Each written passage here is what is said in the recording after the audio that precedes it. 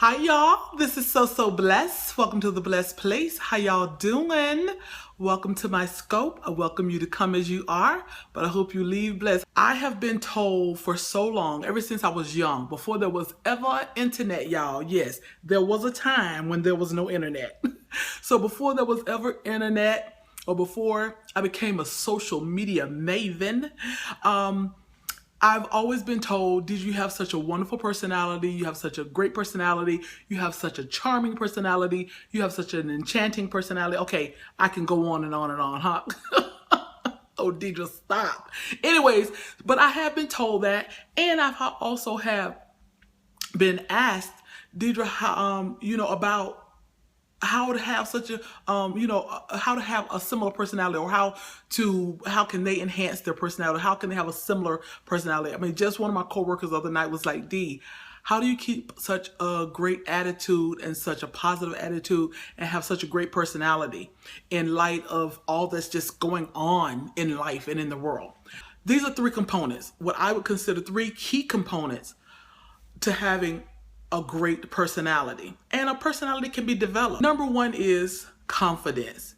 You got to have some modicum of confidence in yourself. I'm not saying you have to be the most confident person. I'm not saying you got to be fearless. I'm just saying you got to be confident in who you are and not allow yourself to be defined by others and who they perceive you to be, or who they want you to be, or who they think you should be.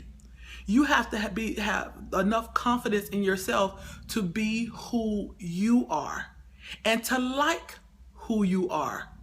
And if you don't like who you are, work on improving who you are so that you can like who you are. Because perhaps you were raised in such a way that you weren't raised to really like yourself.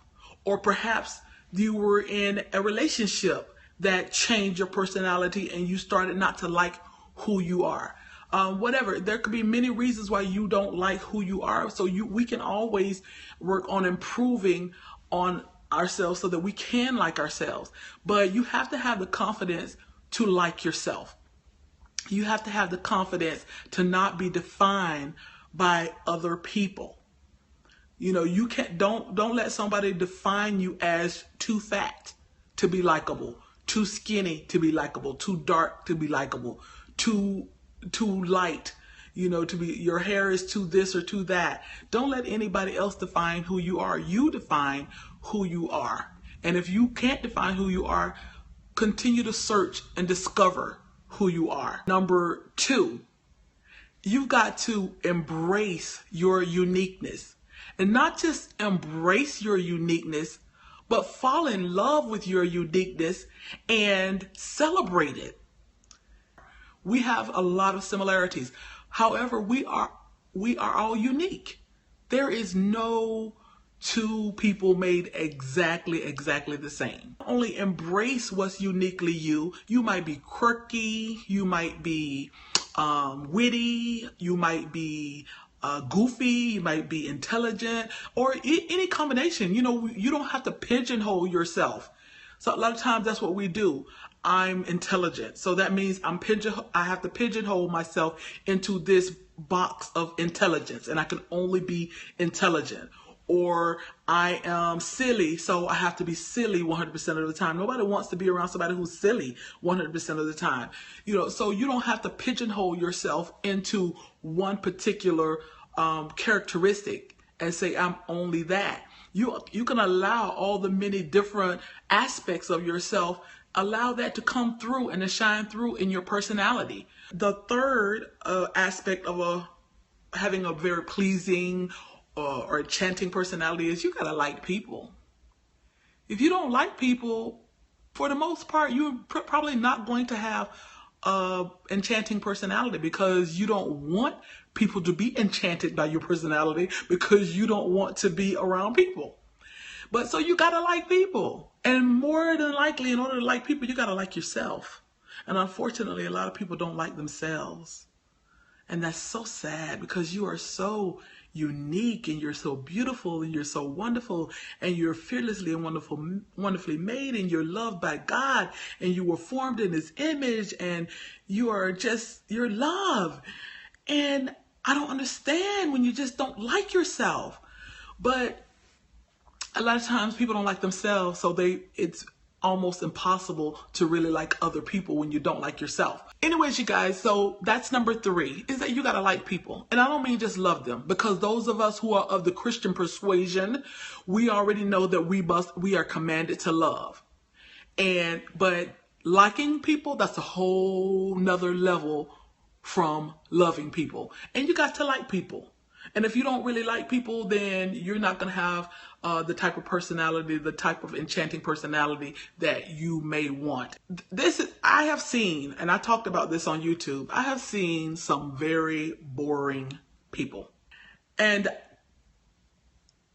you really, it takes practice. That's all I can say. You have to practice. Why is it important to have a great personality? It's not essential. It's not essential for life. Hey, there are many successful people who don't have the best personality. There are many people who are going about their daily lives and enjoying their lives and might not have the best personality. So is it essential? No, having a great personality is not essential to life. But it can be a blessing. It can be a blessing when you're networking. It can be a blessing if you have a business. Definitely if you have a business, because your business is more about people than your product. Having a great personality definitely enhances your life, and it can make a difference in your money also. So like I say, especially if you have a product or service that you're selling. Who wants to buy your product or your service and there's no personality with it? Also too, to me, one of the major things, because, yes, it's all good to make money. It's all good to have a wonderful career. But honey, ain't nothing like love. Ain't nothing like loving somebody and somebody loves you back.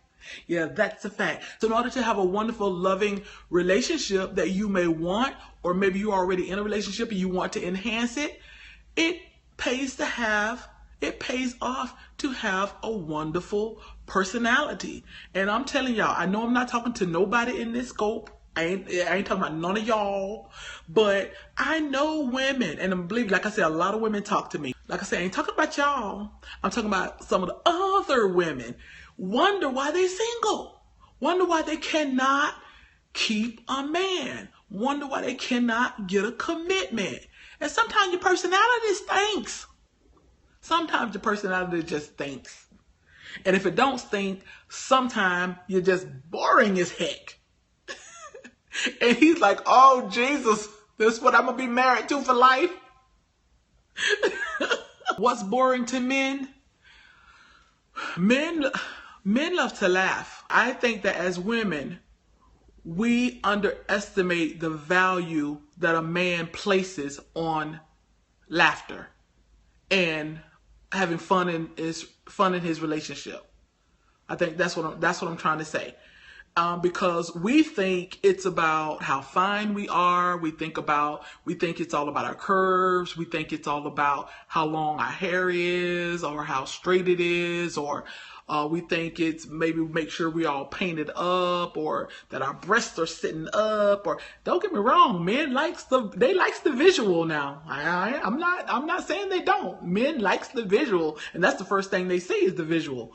And that's the first thing they're drawn to is the visual. But after the visual, you got to have something to keep them there. And one of the things that keep them there is when you're lighthearted and you're fun-loving and everything, just like you said, Verona, everything is not so serious. They don't know when they can play with you. They don't know what they can say. They don't know what you might take wrong or take out of context. They don't know how they can joke with you. My husband will come home. He'll say things or he'll tell me things. Or there are things, there's the way he talked to me that, he's a pastor, that he's not going to talk like that to the world or to other people or to the people in the church, but he knows that he could talk to me, like that, because we just have a real fun-loving, hilarious relationship, and there's no judgment. 3 components to a great personality. Okay? Thank y'all. Y'all be blessed.